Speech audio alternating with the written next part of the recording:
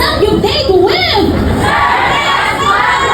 So here's the part 2 sa aming Sangyup date with surf kasama ang kwadro. Ang cute ng table nila dahil meron ding design ng surf. And oh my god, kilig na kilig ako dito kasi kitang-kita ko na sila ng malapitan. Hindi lang kami mag-Sangyup date dito dahil meron ding pa-games kasama ang mga fans. At maswerte nga tong isang kasama ko dahil napili siya para makapaglaro with Dustin. And after naman ng mga pa-games ay kainan na. Ang cute nga nila tignan dahil enjoy na enjoy sila sa kinakain nila. At kami naman ay nag-start na din kumuha ng mga side dishes para sa sangyup namin. At nagtulong-tulong na kami magluto para makakain na rin kami. Medyo mausok na nga dito at di ko alam baka mga may usok na ako after nito. And after naman kumain ay namigyan na ng flowers ang kwadro. Since Valentine's Day nga nung ginanap ito. And ito na yung time para magpaalam sila sa amin. At isa-isa silang nagbigay ng message. Ito naman yung mga bigay nila after the event. O diba nakadate mo na ang kwadro, may pa-surf popcorn ka pa? Smell check muna. At syempre di ako na nga may usok. Dahil gamit ko ang surf popcorn. Dry surf popcorn blossom fresh for the haba-habango and surf popcorn antibacterial with mint. Para sa anti-amoy usok based on lab test on smoke smell for up to 8 hours.